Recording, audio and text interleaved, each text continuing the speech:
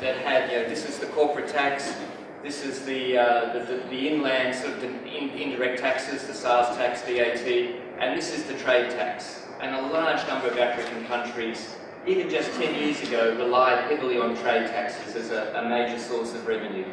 We all know that that has changed quite dramatically because of the role that trade agreements have played and trade liberalisation. So that in the context of revenue, that key source of revenue that existed not that long ago is falling away. The third factor here has been the impact of financial crisis, and that has had an impact. So the financial crisis that I guess in two phases through the developed world has an impact on Africa because it impacts on levels of foreign investment, and I think more critically it impacts also on aid levels as developed countries re-examine their aid budgets. Finally, and this is a long-term objective with taxation, is I guess what we talk about in terms of state building, that we develop the social contract between the government and the population, so the citizens pay taxes in return for services, and taxation therefore has that critical role. It requires institutional development, it requires transparency, it requires elimination of corruption. All those things go to developing that social contract, but fundamentally taxation is part of that social contract. If we start with poverty alleviation, and I guess we're well familiar with the Millennium Development Goals, particularly around health and education. What the United Nations said when those goals were developed and settled was that developing countries need to have a tax to GDP ratio of around 20%. Now, if you look at OECD averages now, it is around 35%. So the OECD average is around 35%, so obviously well above that. When you look at that ratio in African countries, you see that in many countries it's well below that. It's in 10 to 15%. There are exceptions, of course. I looked at Mauritius, and Mauritius is around 19%. Ghana is at 20%. South Africa is 25%. But many African countries are in that 10 to 15% range, so well below that goal in terms of being able to have the revenues to meet the expenditure needs to achieve those goals.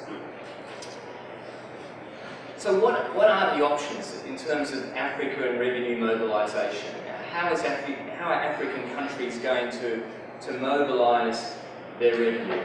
I think we are seeing a change. I'm certainly seeing a change over the 25 years or so I've been working in Africa in the way the tax mix has developed in countries.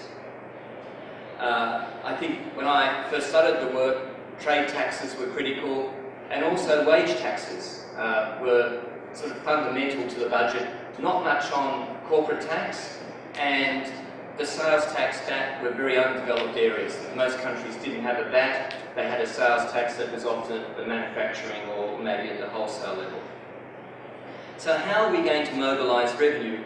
Well, we need to do that in the context of some parameters, and they're fairly strict parameters on most countries. One I've mentioned already, that trade taxes are not the source of revenue they used to be for many countries. Some countries, of course, it's a transition to these trade agreements, but over time, trade taxes, even if they are still significant, over time they will reduce. Wages taxation still remains important, but there are still high levels of unemployment in African countries. Many wage levels are below the threshold for taxation, so it's not captured in the system. Those that are taxed are often taxed at quite high marginal rates compared to maybe developed countries. The marginal rate structures can be quite steep. Relief can often be informal with the wages. Often fringe benefits, for example, just informally gets taxed. The law might provide for it, but it informally gets untaxed, So there are limitations on wage tax. Already, I think the taxation levels on wages are quite high in Africa. Looking at the corporate tax, as a region, Africa has the highest average rate of corporate tax at 28%. The OECD average is 24%. I know there are some OECD countries that have much higher rates, like the US. Asia, a good comparator for Africa, the average rate is 22%. So there's not really much scope to increase the corporate tax rate. In fact, the trends are the other way. However, with corporate tax, the focus needs to be on the tax base. It needs to be on tax planning, and of course that's the process we're going through with the OECD and the BEPS process, which we'll have a chance hopefully to talk a little bit about later on. I'm sceptical of the outcome, I'll say that now, but hopefully we'll get a chance to talk about that later. The corporate tax in Africa is just riddled with tax concessions and tax holidays. They're often discretionary based rather than based on the law. The law may just give a very broad discretion to someone like the minister to give them. Tax concessions may not necessarily be the right way to attract investment. It may not be attracting the right investment. Once the tax concession goes, the investment often will go as well. That commonly happens with textiles in Africa.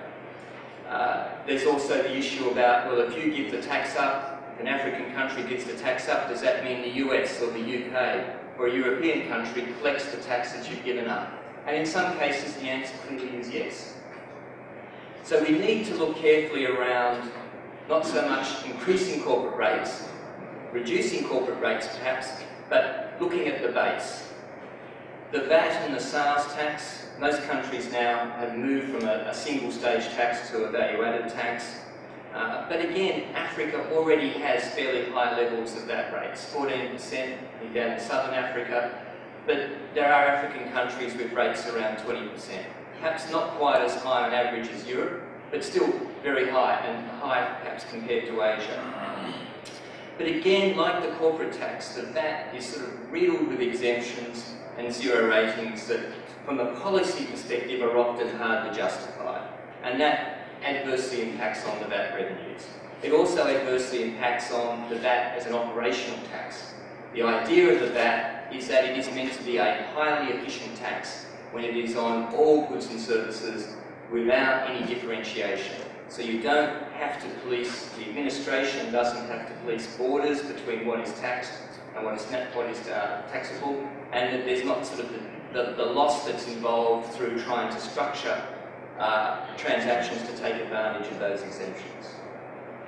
I guess the one bright light for revenues in Africa has been extractive industries, and certainly the level of taxation from extractive industries has increased significantly, corresponding with the fact that the level of discoveries in Africa has increased significantly in the last maybe 5 to 10 years. And certainly a lot of the work that I've been doing in recent years has been around making sure that those countries that are newer to extractive industries have in place effective tax regimes to ensure that the country shares in the benefit of the resource through the tax revenues, but also ensures that there's stability, because once the regime is in place at the start of the process, that's the best time. If you try and change regimes once projects are underway, then it becomes complicated. So extractive industries revenues are potentially transformative, but of course not every country is going to have extractive industries, or going to have resources, or have them to the same extent as others. So some countries will be richer in that sense. And there's always the risk of relying heavily on one source of revenue, and extractive industries is an indicator of that, because as soon as commodity prices go down, then that has a massive impact on the budget. My own country, Australia, has been experiencing this over the last few years. So there are some limitations there. I think we need to look at what I guess the economists and the finance people call the tax gap. That is the difference between what's actually collected and what should theoretically be collected. There are a lot of, I guess, debate in the literature about how we define the tax gap. I guess my lawyer's mind is I take quite a broad approach to it. I'm looking at what should be collected if everyone properly complies, but of course we always have arguments around that. That the administration is effective in its enforcement, that there are no revenue leakages through corruption, and we have to be clear that in Africa that still remains a problem, and the impact of tax incentives. And in a number of countries, tax incentives do create a gap that we need to address. Measuring the tax gap is notoriously difficult because the information around some of those parameters is not readily available. But I think in terms of looking how we improve revenues, taxation revenues in Africa, I think that's where we have to start. Not by introducing new taxes, not by increasing tax rates, but by focusing on that tax gap. And that tax gap has both a tax law aspect, it has a policy aspect, and it has an administration aspect. I think we need to look at removing incentives. So the old prescription of broadening the base allows you to bring the rates down. Tax incentives are a zero-sum game. One person's tax incentive is another person's tax liability. Someone has to pay the tax to make up or to pay for that incentive. We have to ensure that tax administrations are properly skilled and properly resources to do their work, and of course we have to tackle corrupt practices to ensure that revenues are not lost in that way. And finally, I guess where I come in, we have to strengthen and improve the tax laws. We have to modernise them. We have to ensure that they're not vulnerable to tax avoidance on the one hand, but on the other hand, they're also easy to comply with. So trying to make them simple and easy to comply with so that there's not costs lost on both sides to government and taxpayers in complying with tax laws. Now, I'm hoping that I've sort of very quickly set out a lot of issues, but hopefully through the next hour or so we'll be able to come back to some of those issues. Thank you, Lee. Just to kickstart the discussion, I just would like to ask Lee in terms, we covered quite a broad overview of the system in Africa. Do you think there is any need for any reform within the African different jurisdictions in Africa? Obviously there are so many countries in Africa, but do you reckon, in general, the current tax system is adequate? You mentioned about administration, you mentioned about a broadening base.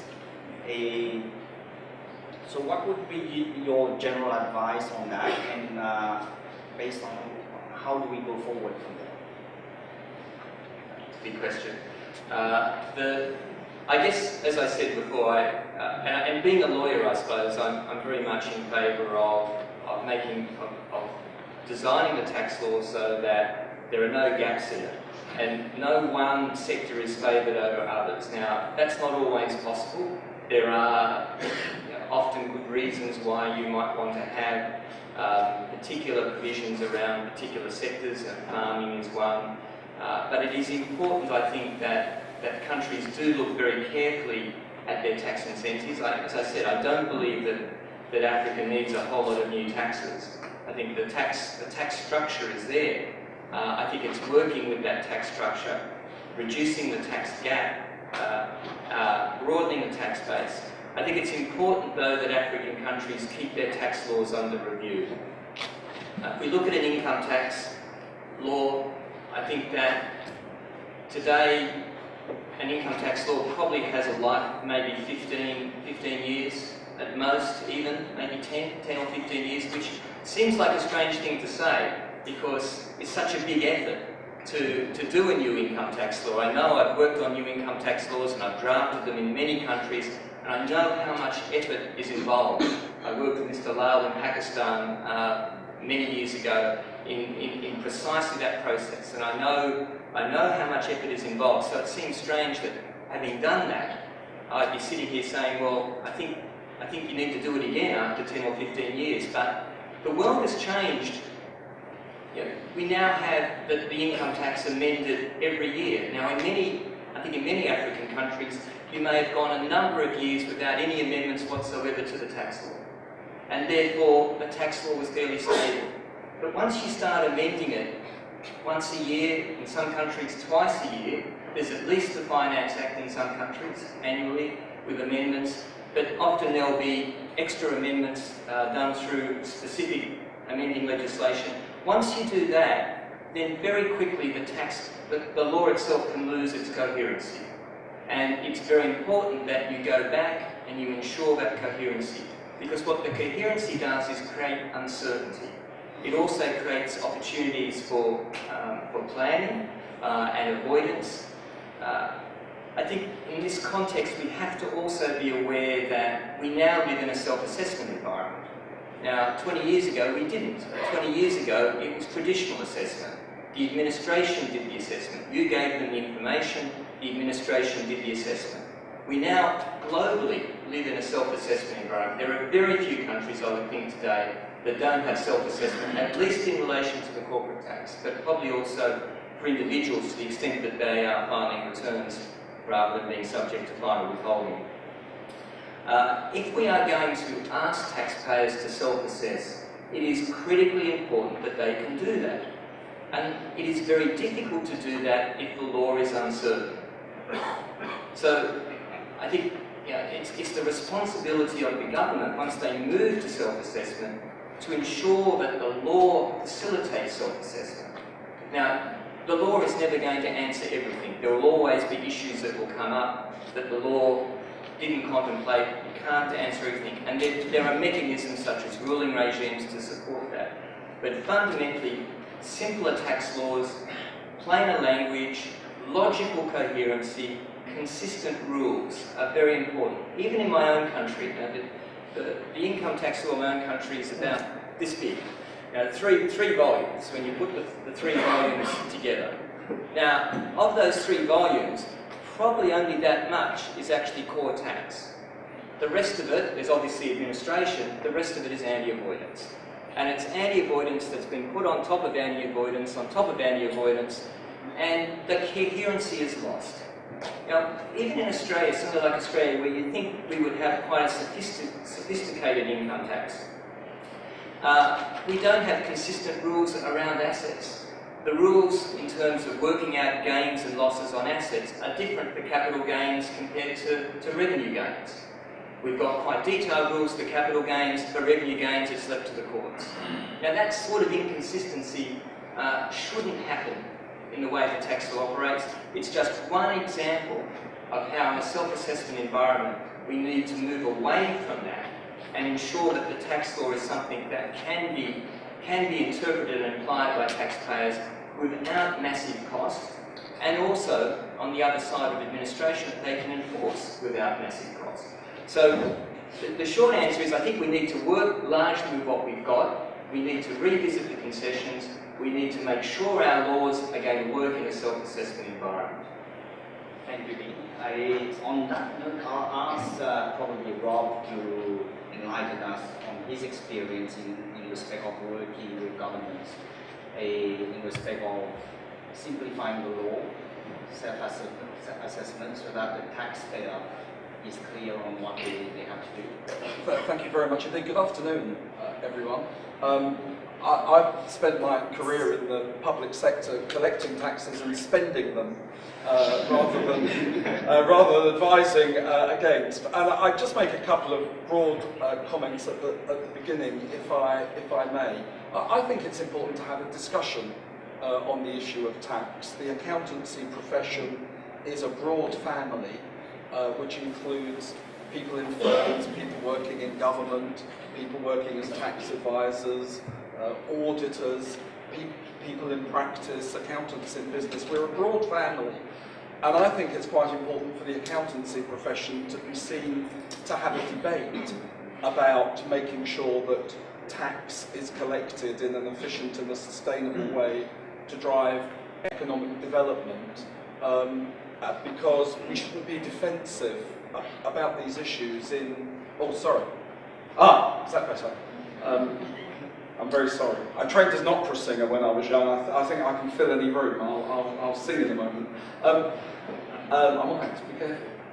And so I think it's quite important. It is in the public interest to collect as much tax as possible for developing countries that wish to avoid currency weakness or views that the markets may have about deficits. It is in the public interest for business and for government to maximise tax yield. And in order that we're a profession that attracts people to work in the public interest, I do think it's very important that the accountancy profession is seen to have this debate. To come to your question, of course, from the perspective of governments around the world need to make sure that they create the right incentives, that they have the right balance of taxation, that they spread the base as far as possible. If countries are very reliant on, say, taxation of resources or even taxation of multinational corporations, it can cause volatility in the tax yield if circumstances change. And so it's very important for countries to try and broaden their tax base to high net worth individuals or corporations because it creates more sustainability. And in looking at policies that achieve this, I think it's important for the profession to help government. It can become a very bipolar, sort of two-way debate where the public sector gets, in say my country, the UK, the accountancy profession comes under a lot of criticism from government for aggressive tax avoidance, where it's thought that whilst tax avoidance is legal and tax evasion is illegal, aggressive tax avoidance is getting pretty close to the mark of being near to illegality. And of course, from the public perspective, or from a minister's, a government's perspective, I used to work for the UK government. I'm looking forward, I'm very lucky to meet the Prime Minister of Mauritius tomorrow. From a government perspective, actually some of the criticisms that it should simplify tax law and that it needs to make sure that tax law is working properly, sometimes the profession that says that is the very same profession which is trying to find lots of loopholes and find ways around those tax laws, and in fact is leading to Lee's point of the tax manual getting even bigger and bigger. The difficult issues to deal with are aligning tax administration with tax policy. Nations can set a strategy to do the things that I've just said, to broaden their tax base. They can work with other countries to try and deal with profit shifting or base erosion. Countries do want to look at whether their treaties and their concessions are well negotiated, or do they have a role going forward. But actually, of course, in a world of big data and cyber and digital, actually the job of Mr. Lal and people in tax authorities around the world is very difficult.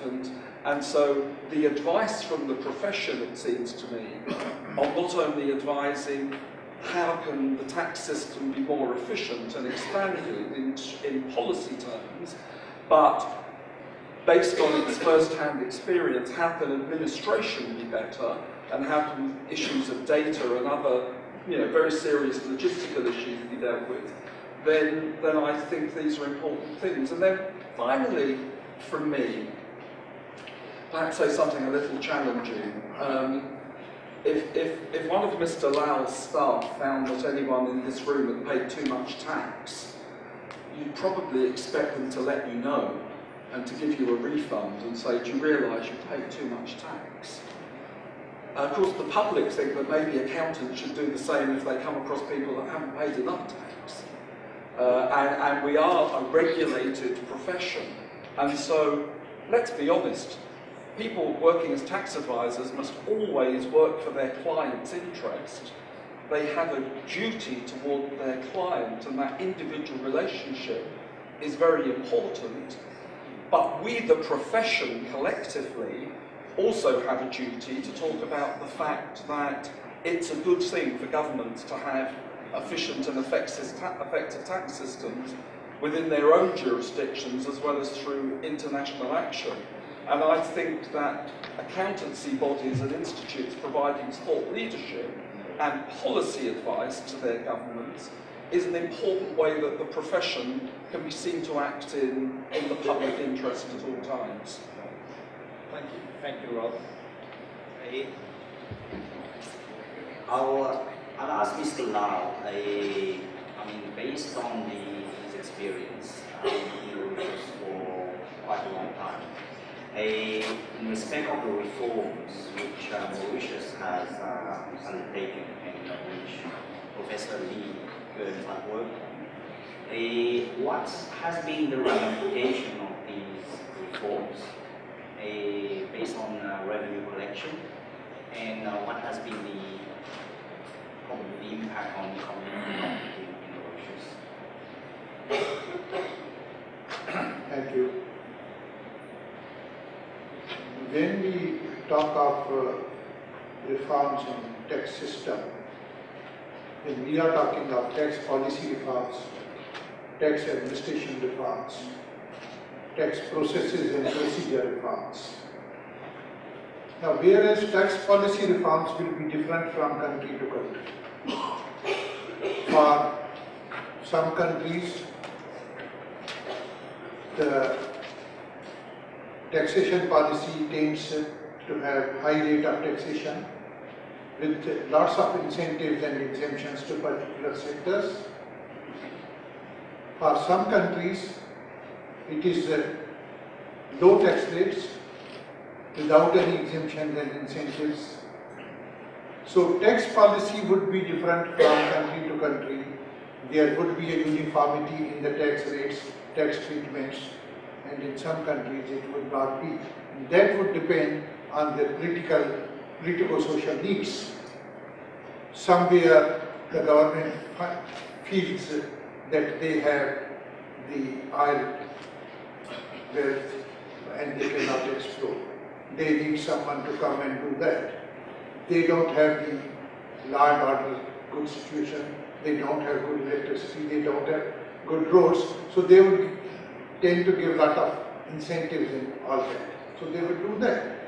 So as far as tax policy is concerned, it depends and differs from country to country. In Mauritius, since 2006, Mauritius embarked upon a tax policy reform, tax administration reform, and tax procedures reform. Within the tax policy reform, Mauritius reduced the tax rate of individuals from 30 to 15%. But then everybody is taxed at 15%, not 10, 15, 20, 30, uniform rate. And then eliminated the exemptions, the allowances and all this. So all income is taxed equally at a uniform. So this is called uniformity in the rates as well as uniformity in the treatment. Corporate tax rate, which was 25%, we reduced it to 15%. And then eliminated lot of incentives and exemptions. So in Mauritius, we chose to have a low tax jurisdiction by eliminating the distortions, with the result that tax yield in absolute terms increased. So when we were able to reduce the tax rate from 13 to 15%, still the tax yield increased. Now this is a choice and it has to be taken by a country to country. There isn't a prescription on this. Similarly, tax administration. Now tax administration is the way how you conduct the business. Tax administration is the way to decide as to how would you take people from Port Louis to Cuba. Now this can be same for everyone. If you have many people, you will take the bus. If you have little less people, you will take the van. If you have only few people, you will take the tax. So tax administration is a vehicle to administer the tax laws. And in that, one's aim would be to reduce the cost of compliance, to reduce the cost of doing business. Now, if a taxpayer has to come from QPIP to Port Louis 4 times a year to pay a CPS statement to find this, to pay 4 times the taxes, then the cost of compliance is high. If he doesn't have to come, send it from his mobile or send it from computer, make the payment, make the direct debit, so he saves the time, he saves the money, he saves this. So this is something common for all African countries as to how do we reduce the cost of doing business. Now, cost of doing business, let's say in a country from where I came and I was in charge of tax administration reform there, we calculated that a single entry declaration for the clearance of customs required 36 signatures and 72 initials. Then the average time of clearance of goods was 16.5 days. Now look up, importer imports goods, he undergoes the process to approach 36 persons, the supervisors and the officers, and then pays demurrage, storage and the interest charges for 16 days. In Mauritius, unless there is a problem with the certification, like Ministry of Health in case of medicines, like Ministry of Radiation for some this or Ministry of this, unless there is any issue about another ministry is concerned, then our time is 8 minutes for green channel goods and 1 day for yellow channel and red channel. So this is how we have reduced the cost of doing business, because financial charges for that consignment is paid by the consumer. Now if you do the business which is competitive, then you do more business. You do more business, you ensure the economic development, the growth, and if there is a growth, then you get more revenue. So revenue is a consequence of growth. Revenue is not consequence of enforcement. So you have to slightly make sure that the administration, tax administration is the most appropriate vehicle for your country. We started receiving income tax returns this year.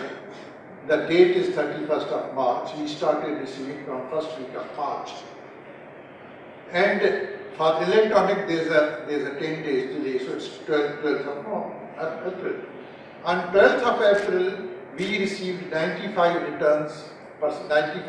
returns electronically.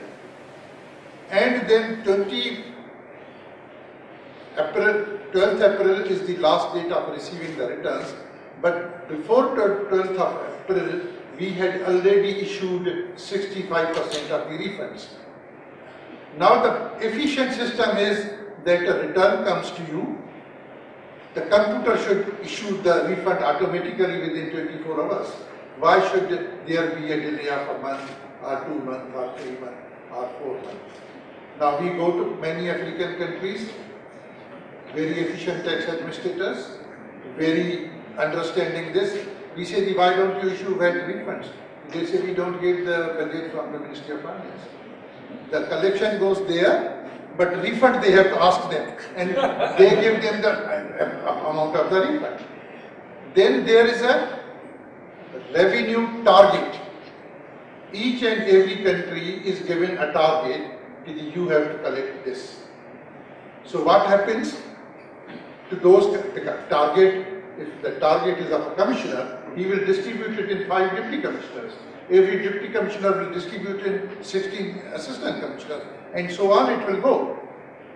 So when the last 4 months of financial year come, they stop issuing refunds. We have to achieve the target.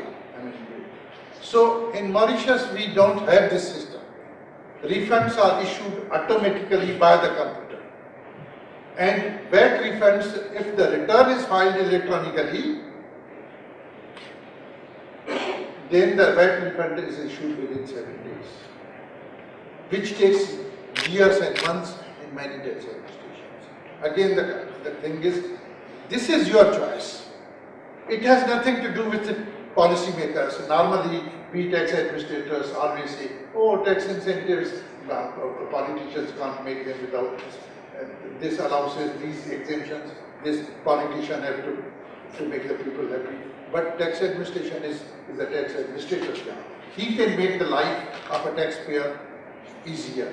Of course, he is like a doctor, he has to give a medicine. But medicine can be better, medicine can be easier, and medicine can be this. So, within the Mauritius, what I would say that I don't say there is no tax area. Lee talked of tax gap, and we did a detailed study of VAT tax gap, and our C ratio was C efficiency was about more than 65%, and our VAT gap was 15 point something %, which is better than many developed countries. So how did we achieve this? I mean, how did we achieve? Again, I'm talking of tax administrations, because I'm not a tax administrator. I'm not saying about tax policy, because all of us would say Africa is not one country. Africa is a huge continent. Every country's tax policy is different, but tax administration can be the same. So what we did was that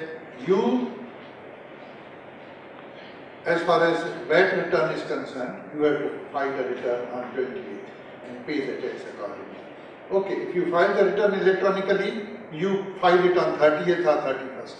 So the man gets 10 days, the man gets the money to use that also. I am also getting the same on the last day of month. So people tend to go for the electronic filing, and his receipt is a lottery ticket automatically. And we do a VAT lucky draw and give rewards to every 3 months. We give rewards to the purchasers. What happens? A lady has gone to buy a sari. She bought sari worth 3,000 rupees. Sometimes she gets a reward of 50,000 rupees. So every customer has become a policeman in a way. This is called society policing, customer policing. They work by enforcement inspectors for their own good. They don't pay anything. So my submission is that there is a room for reform in tax administration. There is a room for reform in processes. Our income tax return is 1-page return. When we started, it was 4-page return. Now it's 1-page return. Doesn't take more than most of your accountants you might have experienced. Doesn't take more than 7 to 8 minutes to file the return and submit this. In one of the very big countries, you might have been reading the controversy. They have done the return of 14 pages, and the people are saying, no, please reduce it. The return. Then we don't ask the taxpayer to give the copies of statement of accounts and all this. We only get the returns. Now, to me, if somebody 7 years ago, 10 years ago would suggest, if he would suggest, don't ask for the copy, I will say, are you mad? If there's a copy, how will I do the audit? But then when you do the work, you see, you don't need those copies unless you start auditing. So if you need only at that time, then you only take those copies when you do the auditing, because we don't audit the cases beyond 4 to 5%. So only ask from 4 to 5% let others keep these documents with this, because otherwise, you see, you would be hiring the places to keep their cards. So, my submission is that the tax administration, tax procedures, tax processes should aim to reduce the cost of doing business. Thank you, Mr. Ram. That was and I'd like to open the questions to the audience. I'm sure you will have a lot of questions probably to all of the panelists here. If we can have a microphone. Okay, we already have somebody at the back. There have been a lot of complaints that in the mining, oil, etc. We've got oil wells in our countries, Africa, but we don't see the revenue. And one of the reasons which is given by many oil producers, it is said that they are using what they call loyalty model of dividend instead of profit sharing agreement. What I want to say, in the profit sharing agreement, normally in their contracts, there is a provision that once you have found oil or something else, and then you will start to produce, you are supposed proportionally to pay the respective government immediately. And that is the first method. The second method, the loyalty, what they are saying, if you have discovered oil, you will produce at a certain stage. Then, after covering your research costs, etc., that's when you are going to pay dividends to the respective governments. What is your comment, given that we've got experience in that industry? Extractive industries have some features that, I guess, separate it from other sectors. And firstly, an extractive industries project is often a very long project, and it can take a long time to actually generate profits. The other feature of extractive industries is that it's one of the few business sectors where, in the long term, the investor is likely, particularly in the oil and gas sector, is likely to make economic rent or resource rent. That is, they're likely to make profits beyond a normal return that a business requires to keep in business. And economic theory would say if you're making economic rent, then the government should share in that rent, and it should share more than it would through the normal corporate tax. So what that tells us is that we need to have a range of instruments. We can't just rely on one instrument. We can't just rely on royalties. We can't just rely on corporate tax.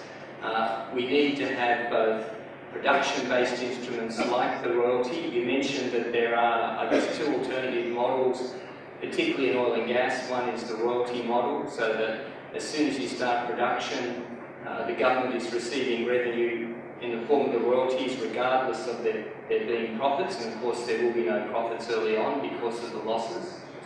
The other option is through production sharing, as you mentioned, so that instead of there being a royalty, the government takes a share of production, and once production starts, the way that production sharing should be structured is that, notwithstanding that there are costs to be recovered by the oil and gas company, that the government will receive a share of production from the start. So it's very important that you have a pay-as-you-produce instrument so that there is revenue coming to the government immediately, because those resources are the country's resources. The government is the custodian of them, but they're the country's resources. And regardless of the profitability of the project, the country should get some return for its resources, and that's really the role of the royalties or the cost limit under production sharing. The corporate tax, once we've recovered our exploration costs and we're making profits, then the corporate tax will come into play. But as I said, in the extractive industries, particularly in the oil and gas, it's likely that there will be excess profits, or super profits as they're called, or economists call it economic rent or resource rent. So it's not unusual for countries to also have an excess profits tax or a rent resource tax, whatever, additional profits tax, whatever name it's given. But what's important with that tax is that it's properly designed so it applies only to extremely profitable projects. It doesn't apply if all a project is making is a normal rate of return. And I think here we do get a distinction between mining and oil and gas, because while mining projects can make economic rent, it's not going to be to the same extent, I guess, as we've seen with oil and gas. So we see these resource rent taxes with the oil and gas sector. We don't see them so much with the mining sector.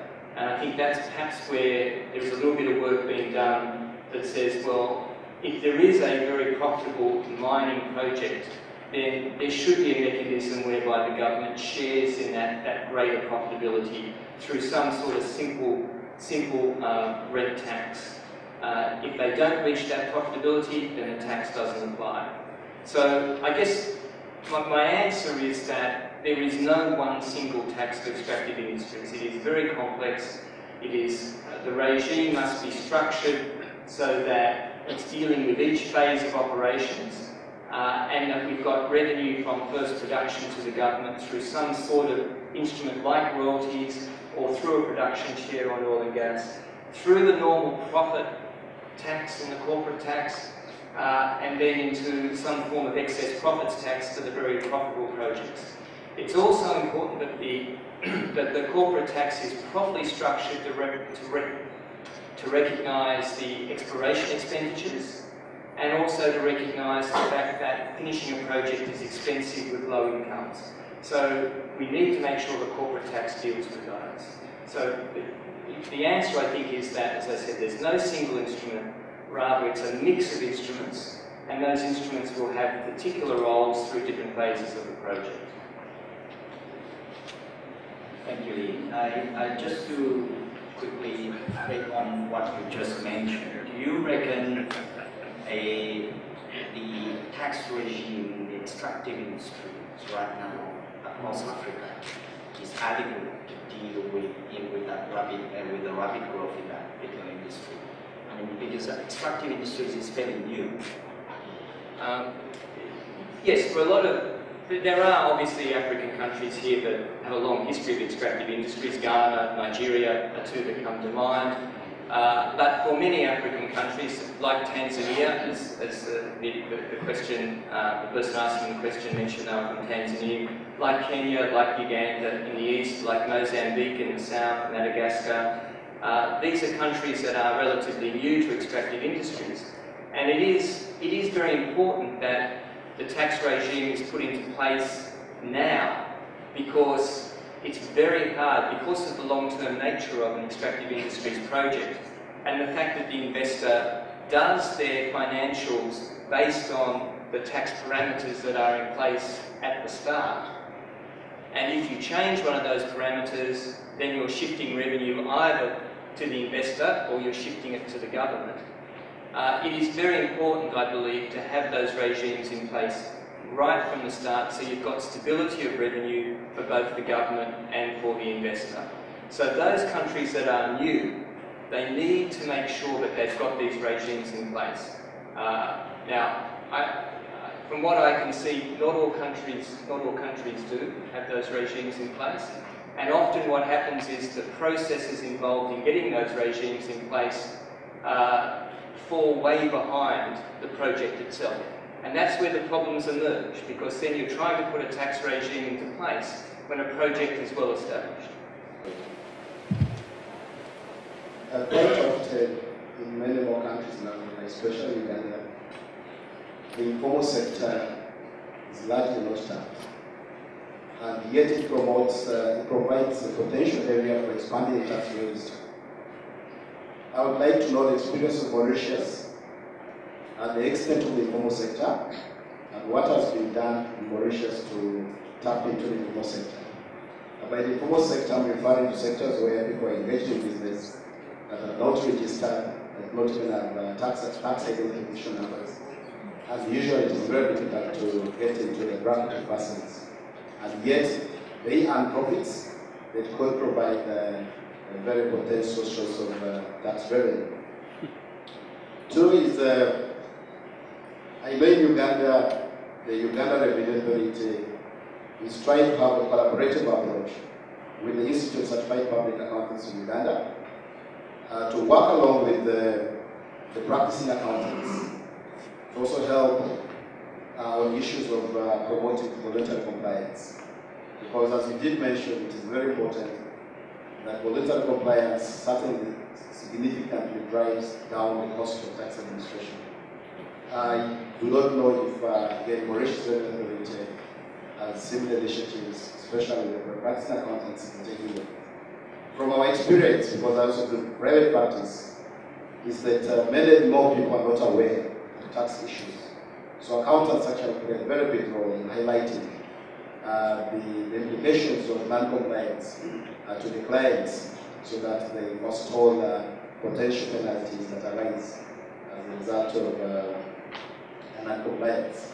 And then finally, I would also like to know if the efficiencies that you elaborated in the presentation or in the discussion do apply to municipal tax collections.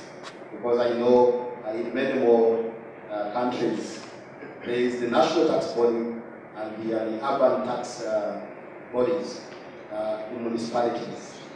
Again, from our experience in Uganda, the challenges look similar, but it is a lot more pronounced at the municipal level because they do not have the funding to implement some of the reforms that are expected to generate a good tax year.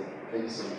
I'm glad you distinguished in your follow-up comment between the importance of having the regulatory structures in place to make sure that there's proper oversight and all of that. Because when you said that extractive industries is many times a long-term project, I thought to myself, well, it's not always the case because I know of gold mines that started mining and went into operation and closed down in 20 years. You know, so that's not a very long period. So you said there should be structures in place right from the commencement of extractive industries.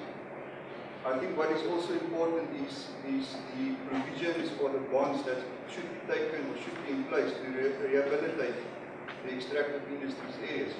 Because often we find that a lot of exploration takes place, but then at the end of the project when the mine or the oil well, whatever is closing down, the government is actually sitting with a huge responsibility. You're talking about the health issues, you're talking about water issues in terms of acid mine drainage, all those kind of problems. So I think it should also get a focus on that specific area. But I want to come back to my question actually, and that is where I think there is now a lot of evidence that extractive industries and illicit financial flows is closely related. Perhaps my question is, what is your views on that, and whether there should be really tax incentives to attract foreign direct investment for extractive industries? Is that really beneficial for the country? Hello? Yeah.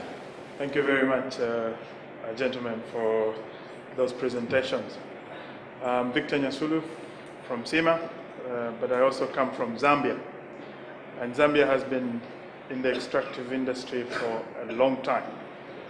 I'd like to ask, I'm very happy that we have someone from Australia, because I'd like to know what has happened in Australia. We followed the arguments about windfall tax, for example, and what is the situation right now? Because back home, there's always this back and forth in terms of taxation of the extractive industries, and also there's a lot of each time you introduce a taxation regime for the extractive industries in mining, sometimes there can be such big lobby from the multinationals that you have to reverse. So I wonder what your comment is and what the situation is in Australia. Hello, my name is Adio Muswili. I'm from SEMA and also coming from Zambia like my colleague here. Thank you colleagues for your good presentation. I'm concerned about what happens in the African communities in terms of social developments. Since you've already identified and you've told us that there is a gap in the tax collection, the revenue collection, what do you think could be the innovative ways of financing the social developments, especially that if you go around the African sectors, most of the things are run down, hospitals, roads, and all those things. Because I think the best way in real life is to finance from tax.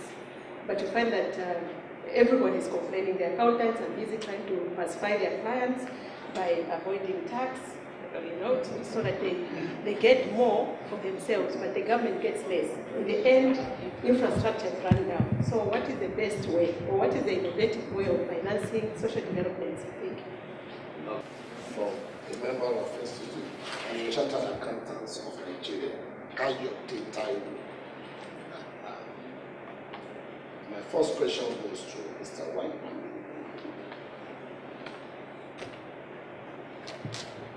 In your presentation, you mentioned about the taxpayers being segmented into micro and small, medium and large.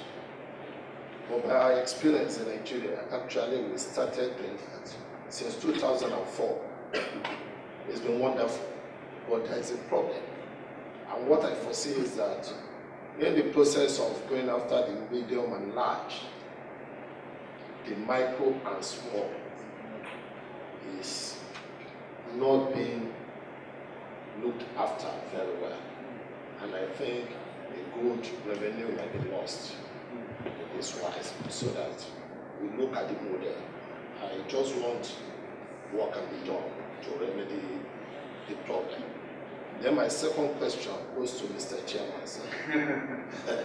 Because I could see that you are from Australia and you have a taxation degree from the university.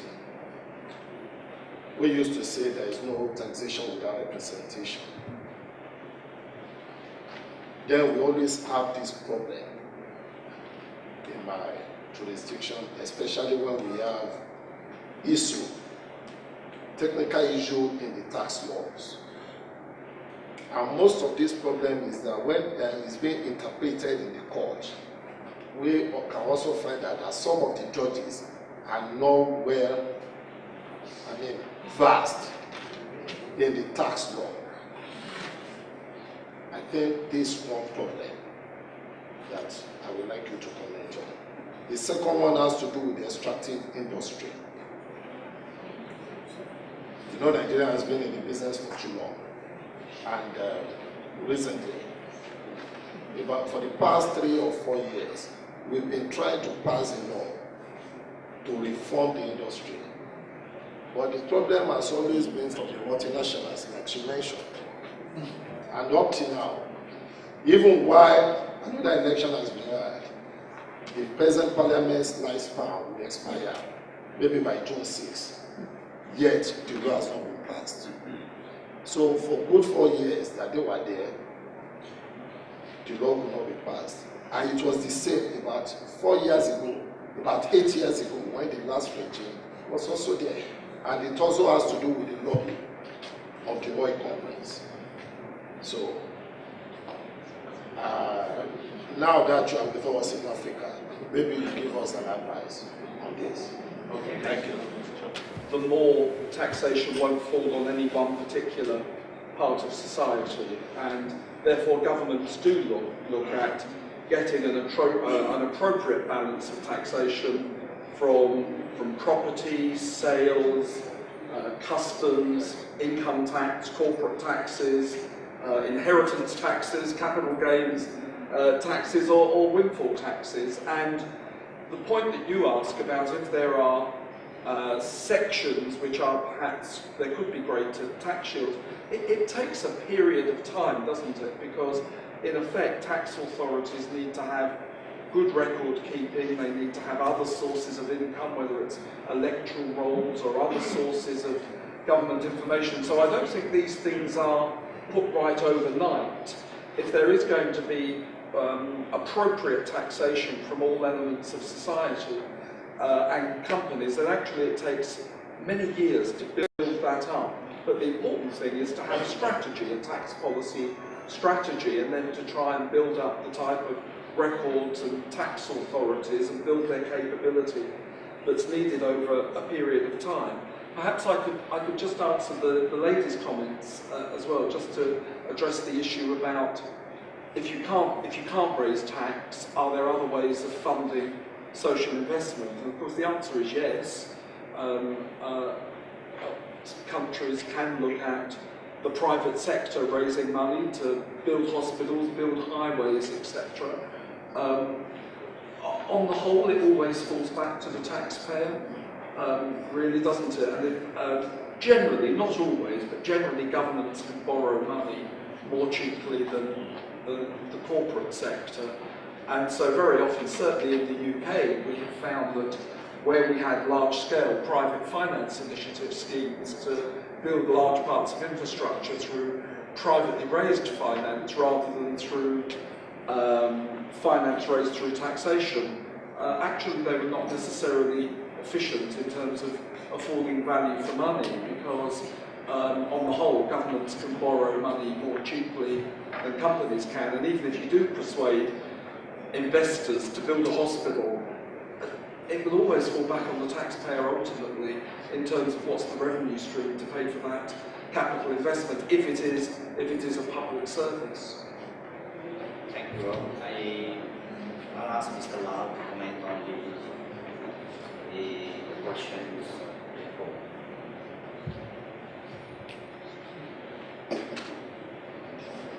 I am responding to the question our friend asked about the informal sector. In African continent, informal economy is estimated to be around 38%, whereas in European context it's around 12 to 13%. So informal economy is substantial, A. B. Most of it is undocumented. C. Doesn't contribute much to the revenue. D. It's an engine of growth.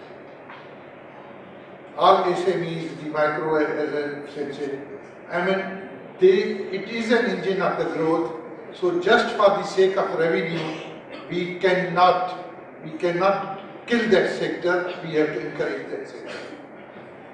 In fact, in Mauritius, we have slightly different environment in the sense that most of the things in Mauritius are imported. Now, if they are imported, means there is an import declaration, there is payment of duty, there is payment of VAT. So, even the goods being sold by a hawker in some village, they have passed through official channel of paying duties and paying VAT. So with a little weaker system, what you would be losing is VAT on that additional revenue which probably you would have got in that system.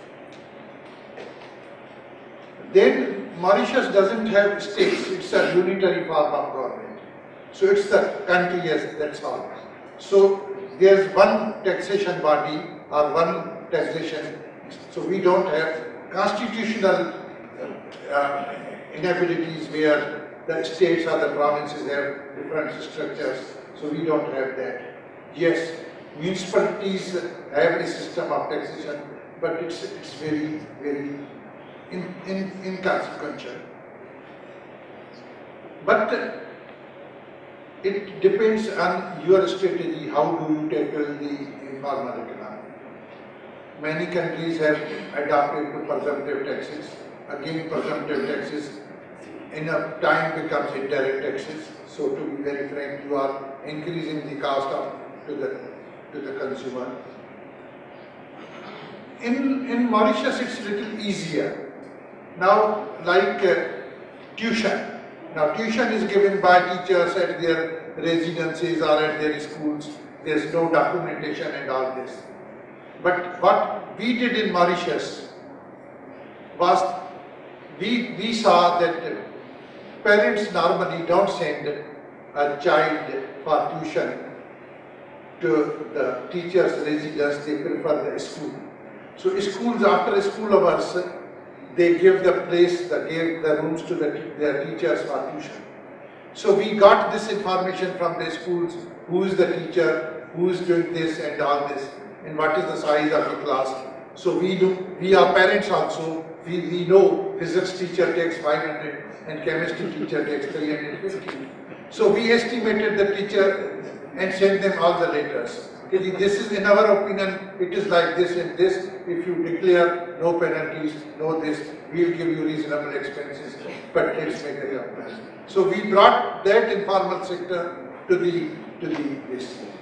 Now the hawkers in Mauritius, lot of hawkers are, especially in the capital area and all that.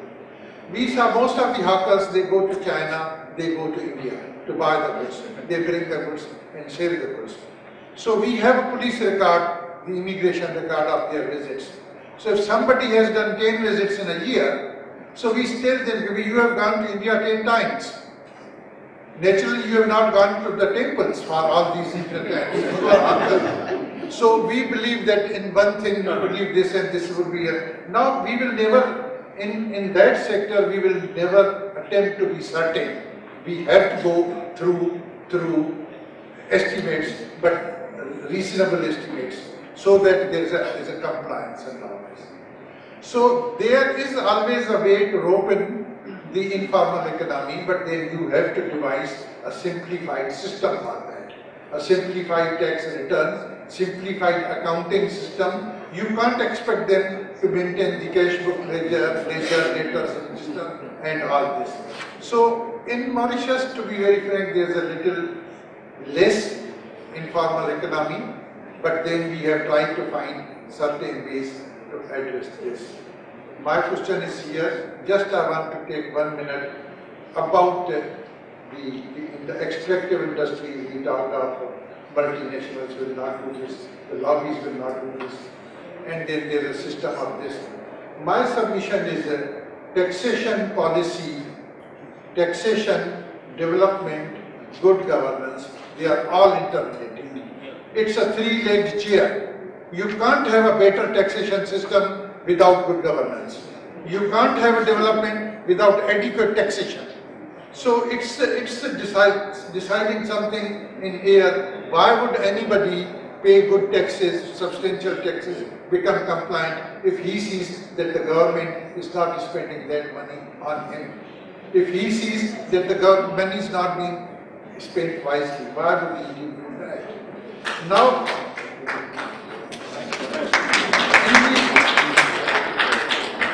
in the extractive industry, I have the fortune of attending few seminars and this. The question is we concentrate only on revenue. The question is the extractive, there's an IMF paper, extractive, natural resources, extractive industries, blessing or curse. The question is you are going to a remote area, you are going to acquire the field, you are going to take the wealth, and if the people of that area don't get anything, then why would they not create a law and order situation? Why wouldn't the cost of doing business this? I come from a country where oil fields are in tribal areas and there's a law and order problem. So those multinationals have to invest a lot of money on law and order than on efficiency. So good governance, of course, if I understand that my neighbor pays tax, I will pay tax. If he doesn't pay tax, I would also try not to pay tax. So good governance and development and taxation cannot be separate, they are all interrelated. Thank you.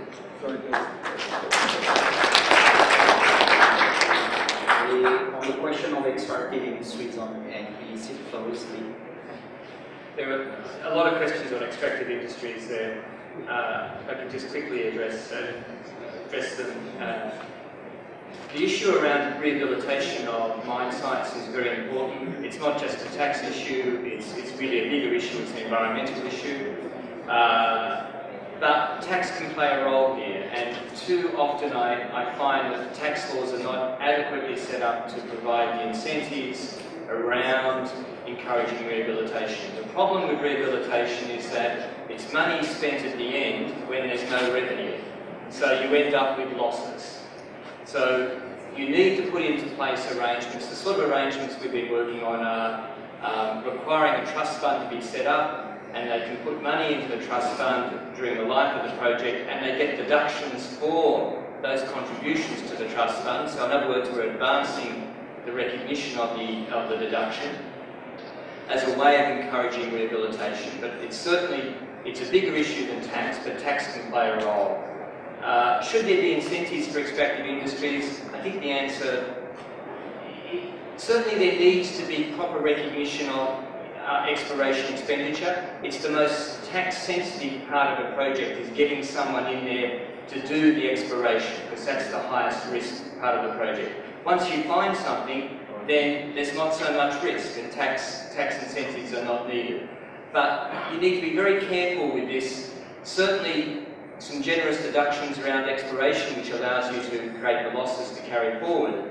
But beyond that, giving tax incentives does not make much sense, because as a country you get one chance to get a return on your natural resources. Once they're extracted and gone, there's no second chance. So giving incentives, like tax holidays to mining companies, makes no sense, particularly when you're giving them a monopoly to extract the resource in a particular area. The question about Australia and the mining resource rent tax, and links into what Mr. Lau said as well, the mining resource rent tax in Australia, the history of that is a great example of how not to do political economy. The government didn't consult with the mining companies. The government got a report on the tax system, a very good report on the tax system that made hundreds of recommendations. The government at the time picked up on one, and that was to do a resource rent tax for the mining sector. Didn't properly design the law, didn't consult with the mining sector, and surprise, surprise, every night on TV, for months and months, or a couple of months as it turned out, the mining sector ran a massive ad campaign saying that this will destroy Australia as we now know it. It destroyed the career of the Prime Minister at the time, Kevin Rudd. Within 2 months of announcing that tax, he'd lost his. There are other factors at play there, of course. It then became a political issue. The opposition party opposed it, and it became a political issue. For me, what that experience highlighted is two things. One is you have to consult with the industry to get the right rules in place. That's the first thing. The second thing is it just highlights the difficulties when you try and change the tax regime for extractive industries midstream. The first go at that legislation did not adequately compensate the mining companies for the expenditure they'd already incurred. And you need to have proper recognition of the existing expenditure with that tax. Now, the downside of that is it means it doesn't raise a lot of revenue at the start. It's a tax that will raise revenue over time.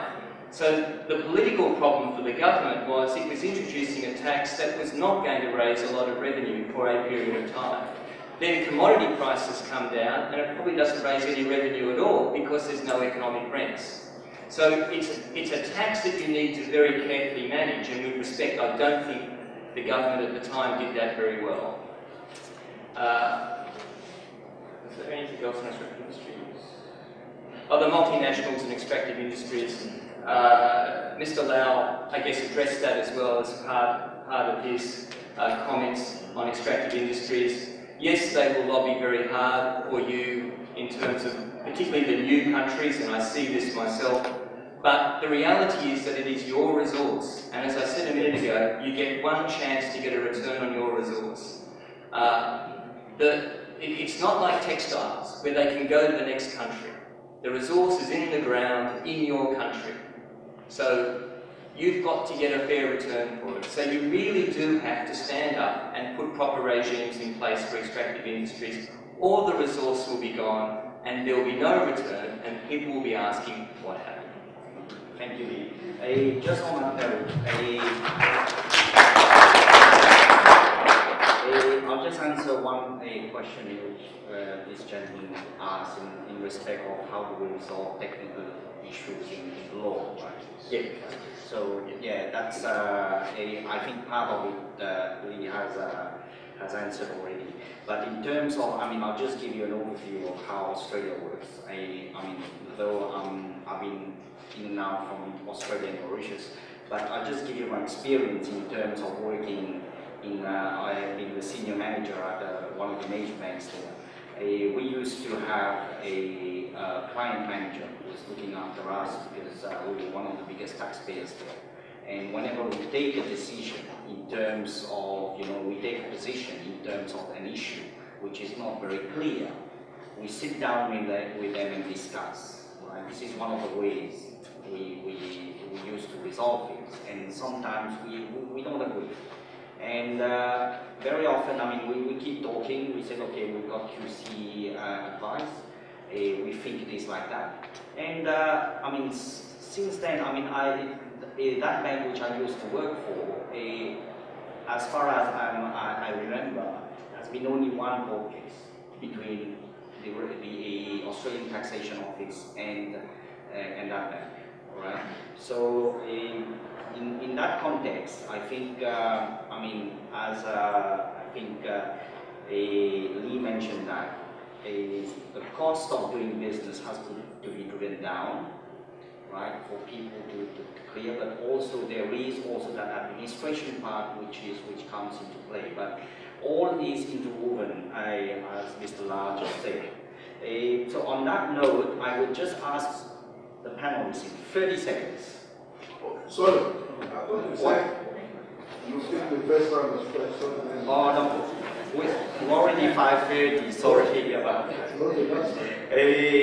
We don't want you to miss your shuttle, but in 30 seconds, what would be your recommendation for each panelist? Lee? Well, there's no easy answers. There's no easy answers with taxation, but I think that you need to work with what you've got. You need to look at the taxes of what you've got. You need to look at the concessions that are in place. You need to look at the administrative procedures that you've got in place, and look to improve what you've got, rather than looking to bring in new and different taxes. Mr. Lau? Technological development and digital economy has exposed us to many challenges, and the African tax administrations have to sit together and to find the ways and means to make sure that the income and tax and VAT attributable to their part of the jurisdiction is taxed in their jurisdiction because of the digital economy and technological development. We never quite answered the gentleman in the middle about non-compliance. Of course, it's important that accountants report blatant non-compliance and that the public can have confidence that we have regulatory schemes which are independent and will do the right thing. My final comment is, I thought Mr. Lyle's comment earlier that there's a balance about good governance and tax and services is the right one. Remember, this is how Britain lost the United States. No taxation without representation, and it's a very, very good point. All right. Thank you very much.